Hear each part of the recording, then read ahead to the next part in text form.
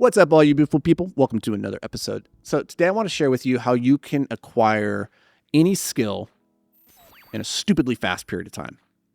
Skill acquisition, I think, is one of the defining characteristics of what it means to be human, the thing that separates us from the animals, right? An animal, they're born.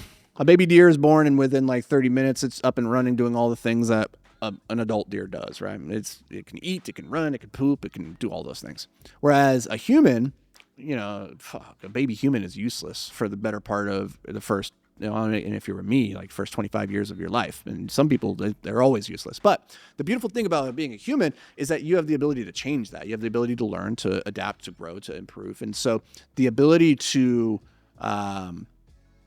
change your capacities, your capabilities over the course of your life is one of the greatest, most beautiful, most powerful traits that you have available to you. And I think the people that are the most successful that I've seen in my life, they're the ones that are constantly learning. They're constantly sharpening their sword, constantly acquiring new skills, because skills, like any investment that you make into skill acquisition, is going to pay dividends for the rest of your life, right? Like that's the only investment that it pays dividends regardless of market dynamics. Like whether or not we go into a recession tomorrow, China invades, doesn't matter. You still have all your skills. They can't be taken from you. They can't be taxed from you, and they don't dilute over time. So how do we acquire skills? The ability to acquire them quickly, I think, is a superpower. And it's something that I really pride myself on. Like in my life, I would say one of my superpowers is just the ability to teach myself how to do a thing relatively quickly to get to a high level of competency that then translates into other skill sets. So like the way I think about it, like I'm a freaking Swiss Army knife. I'm constantly trying to add more little gadgets and gadgets to my Swiss Army knife of life. And as a consequence, I keep getting more and more competent and more useful in the world. And if you want to build a big successful business and you want to make a lot of money, if you want to make a big impact on the world, it's directly correlated to your usefulness as an individual. So let's break it down. Here's what you need to know if you want to be able to acquire any skill really quick. There's 5 steps here. Step number 1 is intention. You have to be intentional about what the thing is that you're trying to acquire. You got to see it in your mind. You got to be very clear about what the destination is. Second, you need to take action, because theory is only going to get you so far. You actually have to take action. Third, you have to get feedback. It's not enough just to do the thing. You have to get feedback. Did the thing work, right? Once you get your feedback, then you need to reflect on what you just did. Okay. I set this intention. Here's what I wanted to do. I took the action. I got the feedback. Didn't go in. Now I need to reflect. Why didn't it go in? Why didn't it go in? Fifth is now you need to iterate, right? So you start with the intention. Where do you want to go? You take the action. You get the feedback. Oh, didn't work. You reflect on why it didn't work. And then you make an adaptation, and you iterate moving forward. That's the cycle that I want you to visualize inside of your mind. Those are the 5 steps. Now, let me break this down into more detail for each one of these. The very first one, intention.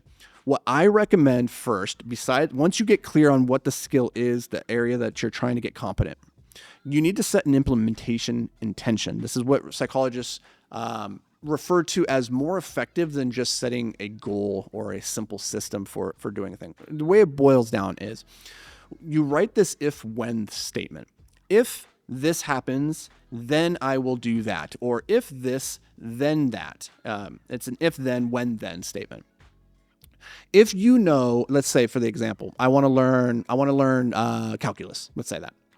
Well, if I sit down at my computer and I have nothing on my calendar for the next 30 minutes, then I will open up this app and I will pound through 30 minutes of problems or problem solving, whatever, right? So you're creating the environment that you know when this situation occurs, this is what I'm going to do as a result. And when psychologists have found that this improves the likelihood that you will actually follow through and get a result, you're 70% more likely than not having one of these implementation intentions. So this is the very first thing. Have the implementation intention. Number 2 is actually time block this motherfucker. Put it on your calendar. When you get intentionally like, I want to learn calculus. Cool. If I have time on my calendar, I'm going to open up the app.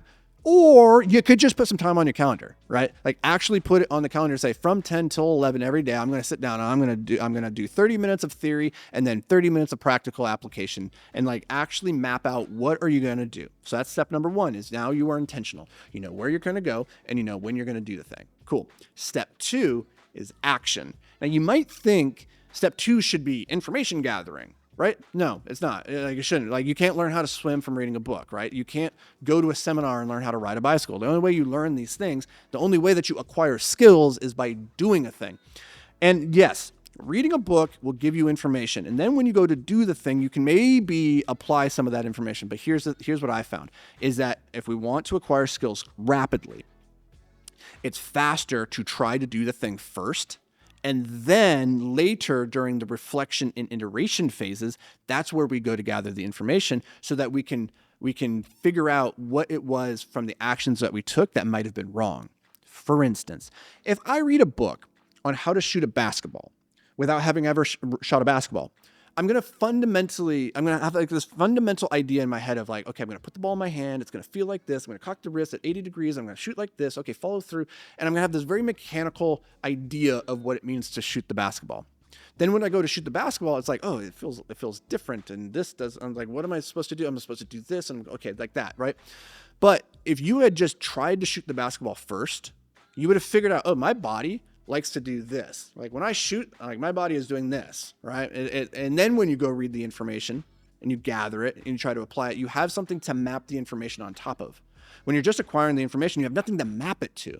So we start with the action and then we go to information gathering, right? So we take action. And what I recommend is that you start with the smallest amount of information necessary to go do the thing. Like very, very little information. Like if I wanted to shoot a basketball, I would literally just try to shoot the basketball first. I would just go spend a half an hour shooting the basketball. I would film myself so I have something to reflect so I can see myself in third person. And then afterwards, I'd be like, okay, let me go read a book or watch a video and see how other people do this. And I'll put my video next to their video. I'm like, that's what I'm doing differently. That looks fundamentally different, right? And now when I see somebody else doing the thing, I have a mental image of when I was doing it and how it felt. I'm like, oh, that's why that wasn't working in that way. Like I wasn't doing that thing. So we start with action. Intention, action. Third is reflection. So like I said, video review is huge. Actually journaling in an activity like, let's take the calculus example. There's no video review there, but you do have a whole lot of like show your work, show your progress, right? And what I would recommend is if you don't understand calculus initially, then you take what you do understand and try to map it onto there and be like, I don't know what that term is. I don't know what that term is. I don't understand this. I don't know where to start there. And now you can go with something intentional and be like, oh, I need to go figure out what this term means. Now you can go collect information and think about it like a key to a lock to a door, right? I don't know what that symbol means. I need to go find that key. I come back. Oh, boom. Now I know what that term means. I can unlock that particular lock, right? So in all of skill acquisition, if there is no reflection, then you're going to go through this just repetition, this mindlessness. And it's actually the act of reviewing that solidifies learning. And this is really, really, really interesting. A lot of Olympic athletes, they spend a ton of time in the gym working on their craft, obviously. But the most successful ones have figured out that they can get just as much progress if they spend the time reviewing in their minds. Like at nighttime when they're sitting in their bed, before they go to bed, like before they go to sleep, they're reviewing and visualizing themselves going through the activity. Like that's a form of reflection. And it's very, very powerful because it doesn't cost you anything. There's no physical outlay of energy required. If I'm an Olympic skier, I don't need to be on the mountain at that moment doing the moguls to reflect on how they feel, to reflect on how I'm going to set my edge, how I'm going to set my body, how I'm going to get into my legs, how I'm going to tuck. I'm not a skier, so I don't know. They tuck real tight, right?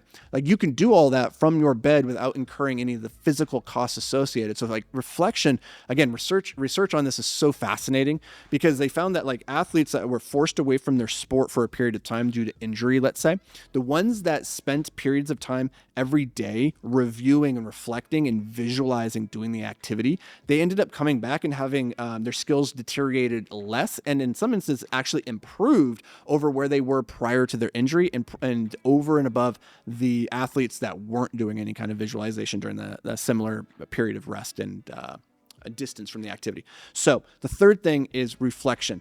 Get a video if it's like a physical activity, because you will probably see yourself doing things on video that you can't even imagine in your mind when you're doing it. Like I promise you, I when I play tennis as an example, I swear to God, I feel like I look like Roger Federer. And so I see myself on video and I realize I look like a 12-year-old. I'm like, what? That doesn't even look remotely like what I thought I was doing. It's wild. So video is huge. Actually journaling, taking notes. Third is a coach. A coach can help you reflect and point out what you're doing like an idiot and accelerate your learning. So step 1, intention. Step 2, take action. Step 3, reflect. Step 4, iterate. So now that we've collected the information, now it's time that now that we've collected some data points, now we need to figure out, what can I do differently, right? Now, here's what I don't want you to do. We lead with action because we want to have something to map our experience, our data points onto later. We want to have an experience to map the learnings. Now, when you get to this phase, though, of the iteration, you do not want to just iterate yourself, right? Like if I'm learning calculus and I don't know what that symbol means, I'm going to start in, I'm like, I don't know how to do this problem. I don't know what that means. I don't know what this means. I don't know what that means, right? Now I can reflect. I can look at my notes and be like, okay, now I need to iterate. This is where I actually go and gather the information. This is where I go watch a YouTube video, where I read a blog post, I read a textbook, right? Like I get the actual feedback on what I'm supposed to be doing. And you take a little bit of that information, not too much of it. You figure out 1, 2, maybe 3 things at any given point that you can map over to your experience to work on. And you leave it there. And you say, this is what I'm going to iterate on next time. Take the example of shooting a basketball. I set the intention. I want to shoot 33%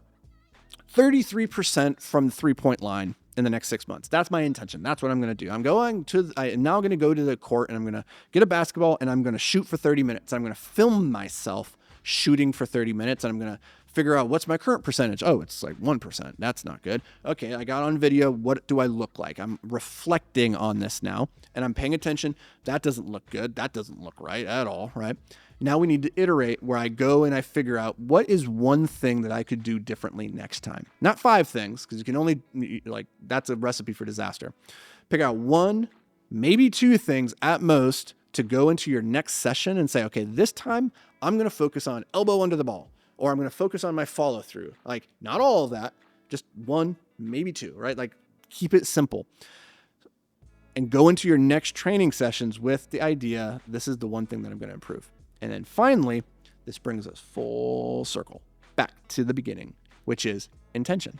Like you go into that next training session with the intention. Here's what I'm iterating from what I did before, and here's what I'm going to measure the progress and failure against.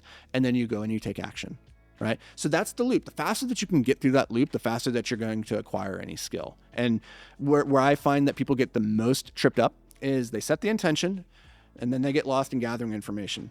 And then they don't take enough action. And they certainly don't reflect, right?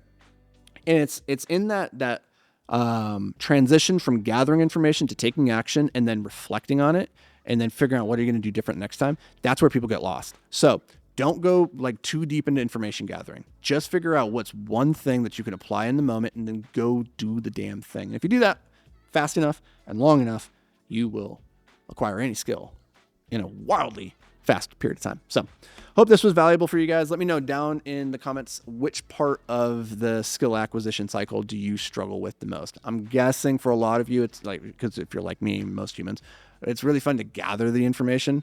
Not as much fun to apply it, especially when you suck.